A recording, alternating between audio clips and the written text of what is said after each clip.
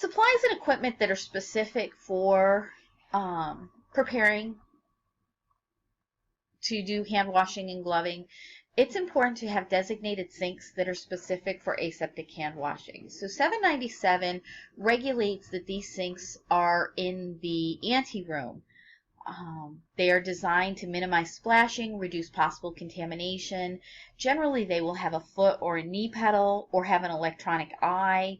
It should also have hot water that is preset sometimes for the mixture of hot and cold, or can be calibrated or made proper temperature for the person washing their hands without actually having to touch the faucet with their hands.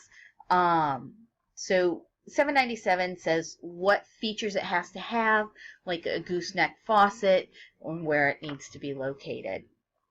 So, like I said, located in the anteroom or just outside the door of the clean room. Deep sink with a gooseneck faucet, so that means the faucet's kind of away from the back, so you're less likely to come in contact with the faucet or the walls of the sink. The foot pedals, if not available, let the water run through the entire process. Don't turn the water off. If it's a foot pedal, you can step off the pedal while you're actually doing the scrub. If you have to use like the controls to turn the faucet on and off with your hands, after you've completed your hand washing, you would use clean, dry, lint-free paper towels to actually turn off the faucet. The area must be clean and free of any items that could cause splashing. No sponges or IV bags should be left in that sink. So the hand washing supplies, you're going to have to do your basic aseptic hand washing and vigorously wash both hands and forearms for at least 30 seconds with the appropriate antimicrobial agent, ideally 30 seconds to up to 4 minutes. Most hand washings are going to probably take a good 2 to 3 minutes to do them properly. Many facilities prefer you perform the hand washing procedure using sterile prepackaged surgical scrub brush, sponge brush combination that's pre-saturated. If not, if you're using one of those sponges or brushes that is not pre-saturated, you're going to saturate it with the soap. Many of the soap dispensers are also now electronic, so you don't have to push down on them and potentially contaminate your hands. You need to maintain a proper level of suds while you're doing the procedure to make sure that you have enough of that antimicrobial agent in contact with your skin. The brush is only used on your nails. The sponge is used on your skin. If you use the brush on your skin, you're going to cause more of that sloughing off of cells. So to prepare for the lab, just a review, so in the ante room, you're going to garb. So first you're going to sanitize your hands with the IPA foam. You're going to put on your booties that are or shoe covers as they're shown here. Then you're going to sanitize your hands again. Then you're going to put on your hair cover. Then you're going to sanitize your hands again, and you're going to put on your face mask. Then you're going to perform your aseptic hand washing, and you're going to watch your video to watch and read through the procedural lab to understand the proper technique for washing your hands and cleaning under your nails, starting with that process and then going through. Plus, in lab, I will demonstrate the proper hand washing technique.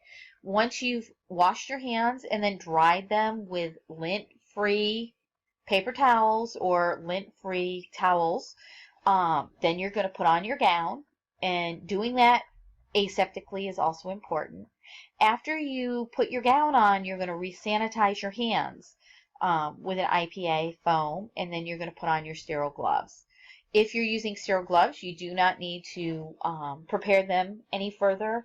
If you're using non-sterile gloves, then we will have to disinfect your gloves.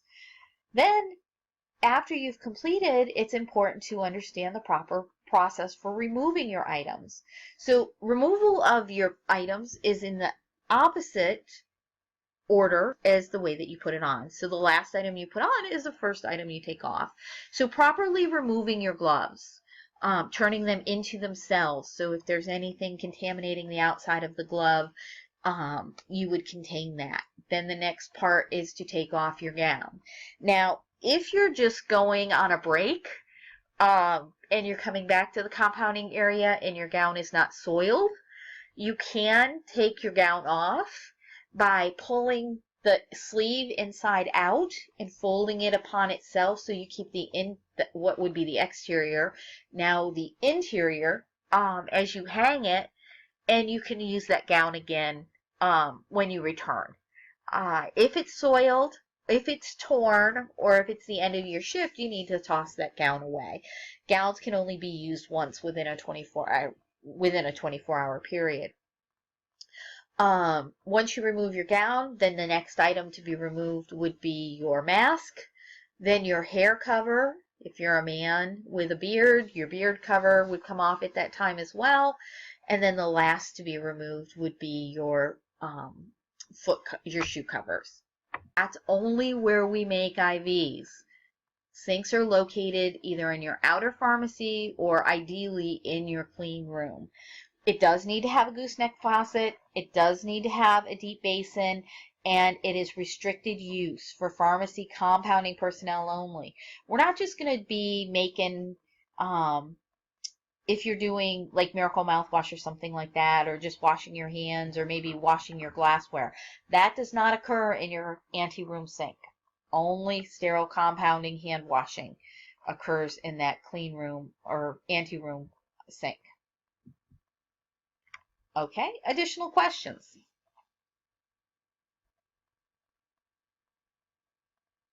And that concludes Chapter 6.